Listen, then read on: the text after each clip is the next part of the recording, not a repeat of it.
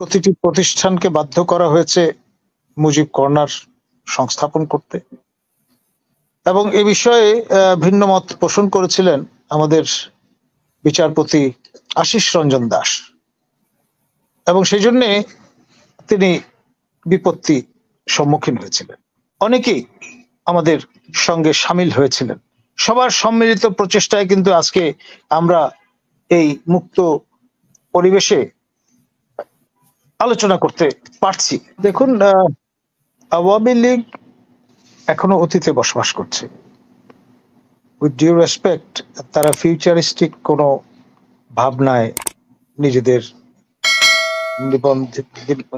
দৃষ্টি নিবদ্ধ করতে পারছে না, এবং অনেকেই আমার সঙ্গে এই বিষয়ে আলাপ করেছেন অনানুষ্ঠানিকভাবে। আমি পরিষ্কার বলে দিয়েছিলাম, পৃথিবীর কোনো শক্তি নেই যা কিনা প্রফেসর ডক্টর ইউনূসের এই যোগদান এবং ভাষণ প্রদান আটকে দিতে পারে, এবং শেষ পর্যন্ত তাই কিন্তু প্রমাণিত হল।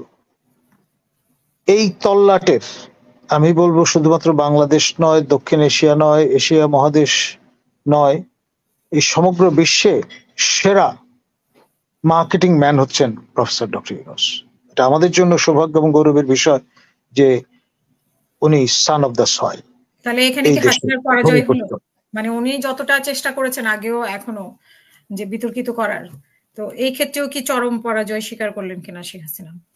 Sheikh Hasina, she is not with due respect in the right frame of mind, এবং যেদিন থেকে তিনি ক্ষমতায় আহরণ করেছেন সেদিন থেকেই কিন্তু তার স্যানিটি কতটুকু আছে সেটা নিয়ে বড় বড় প্রশ্নবোধক চিহ্ন তৈরি করবার, হাজির করবার ক্ষেত্র তিনি নিজেই প্রস্তুত করে দিয়েছেন। আর মাইন্ডসেটটা ছিল এরকম, তিনি প্রতিশোধের রাজনীতি করতে চেয়েছেন। তার পরিবার নির্মূল হয়েছে, এটা কেন হলো, এবং সুতরাং সমগ্র দেশবাসী এই জন্যে শাস্তি প্রাপ্য, সেরকম একটা মাইন্ডসেট নিয়ে তিনি কিন্তু আমাদের এখানে রাজনীতি করতে এসেছিলেন। এবং যতদিন ক্ষমতায় ছিলেন তিনি পরিষ্কার ভাবে সেই পলিসিটাই পার্সু করেছেন। সরকারি টাকায় প্রতিটি প্রতিষ্ঠানকে বাধ্য করা হয়েছে মুজিব কর্নার সংস্থাপন করতে, এবং এ বিষয়ে ভিন্ন মত পোষণ করেছিলেন আমাদের বিচারপতি আশিস রঞ্জন দাস, এবং সেই জন্যে তিনি বিপত্তি সম্মুখীন হয়েছিলেন। আপনার এহেন কোনো জেলা নেই যেখানে বিশাল বিশাল প্রমাণ সাইজের ভাস্কর্য কিংবা মূর্তি যেভাবে অভিহিত করেন সেটি তার পিতার অবয়বে প্রতিষ্ঠার চেষ্টা তিনি করেছেন। মানে কন্যা হিসেবে পুত্র যা না পারত তার চেয়ে বেশি করে দেখিয়েছেন, এমনটি তিনি ভাবতেন।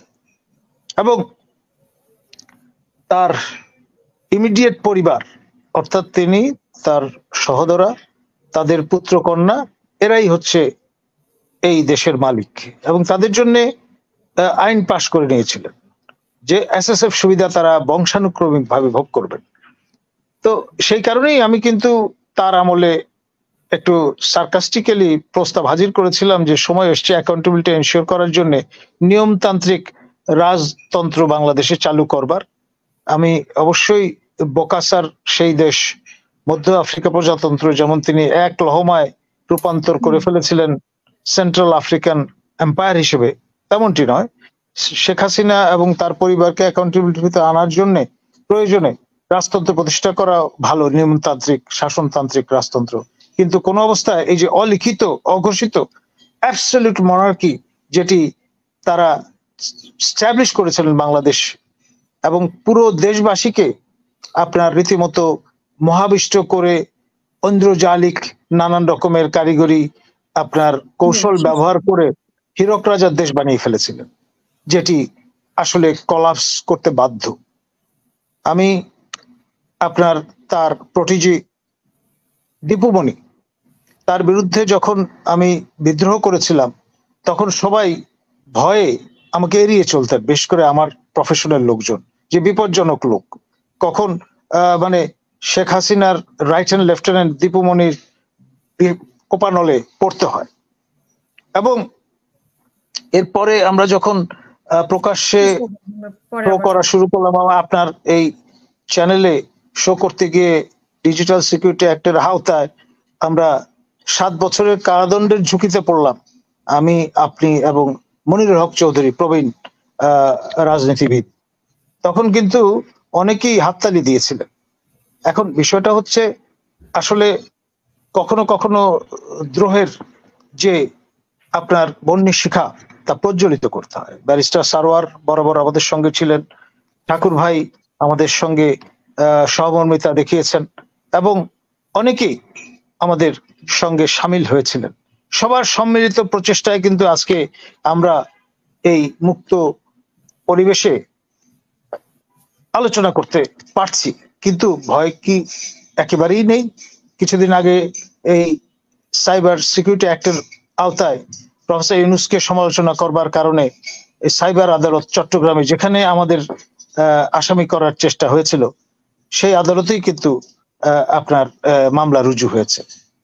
সময় এসছে এই সকল কালাকানুন বাতিল করবার, ওই সব কালাকানুন, হাসিনা সরকারের কালাকানুন ব্যবহার করে অন্তর্বর্তী সরকার যাতে নিবর্তন না চালাতে পারে, সে ব্যাপারে আমাদের কিন্তু সবার সজাগ ভূমিকা পালন করতে হবে।